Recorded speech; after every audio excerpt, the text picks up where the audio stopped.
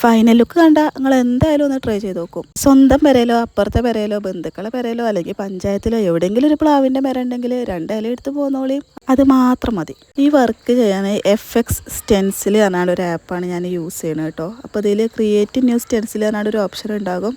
അപ്പോൾ അതിൽ നമുക്ക് വേണ്ട ഇമേജ് ജസ്റ്റ് ഒന്ന് എടുക്കുക. ഈ ആപ്പിൽ ഇമേജ് അങ്ങനെ സൂമിനും സൂം ഔട്ടും ഒന്നും ആവില്ല.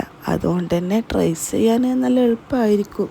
ഫോണിൻ്റെ ബ്രൈറ്റ്നസ് ഫുള്ള് കൂട്ടി വെച്ചിട്ട് നമ്മുടെ ലീഫ് മൊബൈലിൻ്റെ മേലെ വെച്ചിട്ട് ആ ഇമേജ് നമ്മൾ ലീഫൊക്കെ ഒന്ന് വരച്ചെടുക്കണം.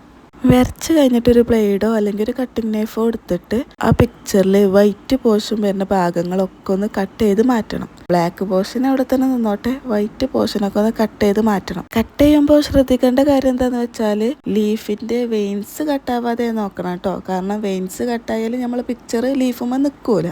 പിന്നെ ഇങ്ങനെ കാണാൻ ഭംഗിയൊന്നുമില്ല. ഇതൊന്ന് ആകാശത്തേക്ക് ഉയർത്തി നോക്കിയാൽ ഇതിൻ്റെ ഒറിജിനൽ ഭംഗി കാണാവുന്നതാണ്. ഇഷ്ടമായോന്ന് കമൻറ്റിൽ പറയുമല്ലോ.